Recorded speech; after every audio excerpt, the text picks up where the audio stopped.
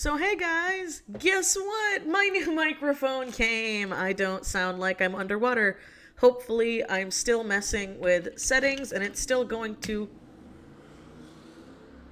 Well, hi motorcycle. It's still going to be echoey in the apartment. Again, nothing I can do about that. But I was actually really worried I wasn't going to get audio done for the speed paint in time because of the microphone. And I have to again thank one of my top tier patrons, or Arts, for my amazing birthday gift microphone. I love this thing too, bitch. Yes, yes, yes, I do. And I'm just so happy I can make audio again. I really, really did not like having to use my headset audio. I know it worked, and I was very, very flattered that quite a few people were actually concerned when I did my Octoling Splatoon Babe speed paint Chibis, because they're like, wait, where's her normal talking videos? For you guys who don't know, who are new, I do just normal speed paint. So in the future, if you do see anything that just says speed draw or speed paint in the thumbnail, specifically the thumbnail, it's just music. There's no me talking and doing topics and stuff like that on those. Those are just fun ones to watch. But let's talk about the picture since I've been rambling forever. So this is actually a stream edit of my November Patreon illustration. And this month, I really had the idea for, well, it's December when I'm recording the audio. And if you're watching this in the future, who knows what month it is by the time you're watching it in the future. But I really had the idea to work on Ticks and Turns, which is my story that I'm trying to do everything I can to get out by the end of next year, 2019. And I'm hoping to get everything done. But starting that, there's a lot of things I would like to talk about in future videos, not right now. But if you notice, in the corner of this video and of the speed paint, there's a little cute logo. And I have to thank my amazing artist and amazing friend, Bezzy on YouTube, for designing the logo for me. I commissioned her for it, and I paid her for the copyright rights. So, also in the link of this video, shameless plug, I have logo merch in my Redbubble store. I don't have anything in my Ticktail or my soon-to-be Etsy. But if you want anything and you like the logo and you want to help support me, there's merch you can get in the description down below. Yeah, I'm actually planning on getting like a jacket myself because I'm like super excited. I think that's a fun thing. I'm totally not talking about the art, but I'm gushing for a minute. Where I feel like if you're making something, you should make stuff that you would actually want to wear and have and own and junk. And if you hear jingling in the background, it's my cat. Nothing I can do about that. But yeah, I'm actually kind of saving up to get a hoodie of my own logo because I think it looks really cool. And my friend Bezzy K does just amazing, breathtaking work. You should totally check her out. Now let's get on to the whole point of this video, which I've been rambling on about and going on tangents, and I'm just so it's been a long day. It's been a long day, but I had the idea with Patreon, and I've talked about this before, that I want to try new things. And honestly, without Patreon, I wouldn't be able to do a lot that I get to do. I don't get to experiment a lot. I don't get to do a lot of things because that supplemental income does help. It does help a lot. And so I was like, what's something I haven't done in a long time? Lineless style. Because I've always loved lineless work, and I loved the outcome of this. I decided to do Lance and Thea, which are the two main characters for Ticks and Turns. Excuse me. They are the two main characters for Ticks and Turns. And I also wanted to incorporate a background in it, and so that's why I had the little snow globe sketch of Compound in the story. And it's technically, I say compound, but it's technically their world's version of a farm. It's one of those little like morbid cute things I like putting in the backs of things in my writing. And it's like, oh, they're just going for a cute little walk, and it's, right outside a farm where people are inside being harvested for their blood. Because Ticks and Turns is a steampunk vampire story set in obviously a steampunk alternate universe California, because I know California, I'm from here. As the rest of 2019 goes on, I want to talk more about Ticks and Turns. I want to do character bios. I want to do stuff like that without giving away the entire story. I haven't done that with Marked, but I do want to talk more about it, get things more hyped for it, get things excited, because hearing people get excited about my stuff really gets me excited, because this is a huge step in the right direction for me. But honestly, I was having some issues with this picture.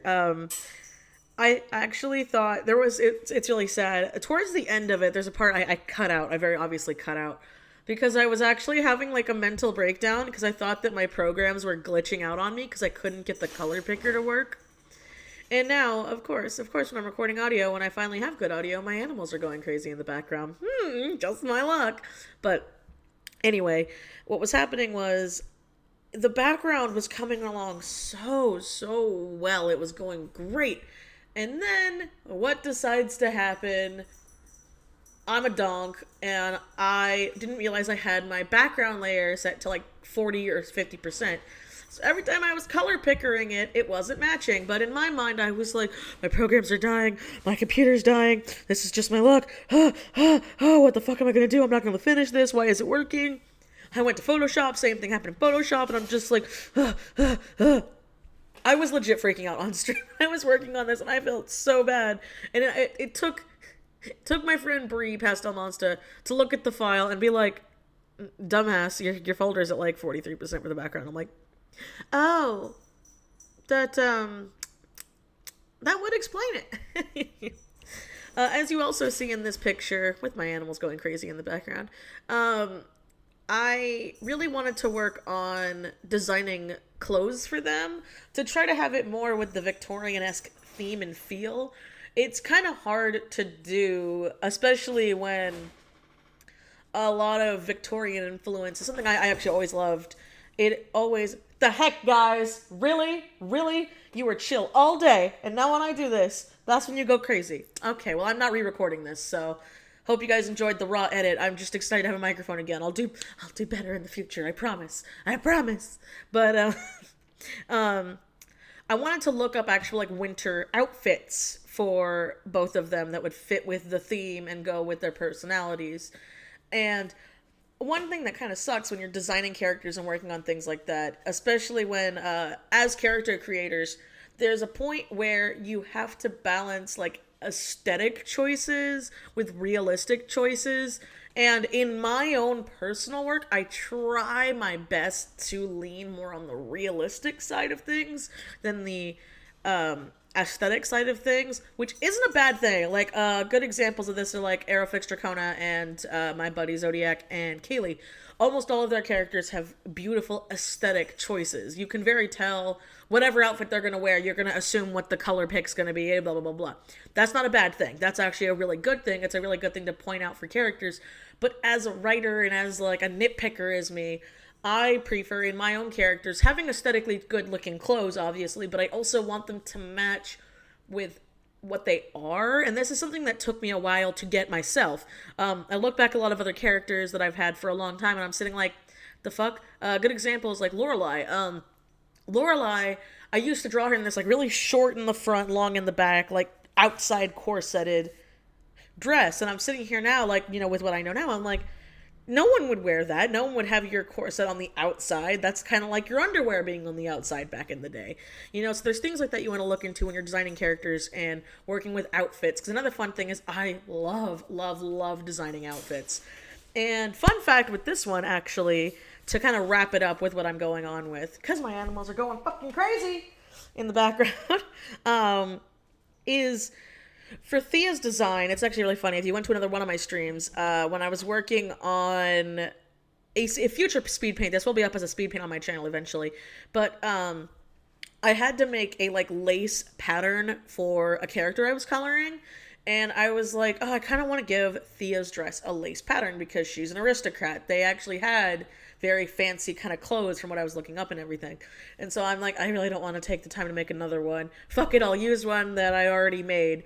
And it looked really aesthetically well with it. Same with the colors I picked. Normally Thea isn't in those like blues. She's in more of like a more, I don't want to say nude tone, but more natural toned outfits and stuff like that when she's in like relax wear. But then I'm like, this ain't relax wear. She's going out on the town with her pet, you know, they're having fun. And then same with Lance. I wanted him to be dressed more fancy, like, since he's an aristocrat's pet. A good example is thinking of it like, you know, when people dress up their dogs. There's no other way I can say it besides that. But, It's always fun. A lot of people, I feel like, when they're making characters and they're making different outfits, they feel like they don't need to look up reference. They don't need to do this and that.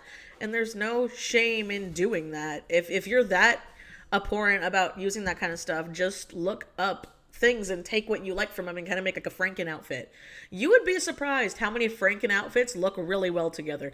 They can make them look really bad too, but most of the time they can come out really well. I think that's all I have to say with this speed paint. But now that I have my microphone, I can go back to normal videos and my normally scheduled programming. But I hope you guys enjoyed my speed paint. I enjoyed doing it for you, and I can't wait to do more Ticks and Turns art and see you guys in the future. So I will, as always, see you guys next time. Bye!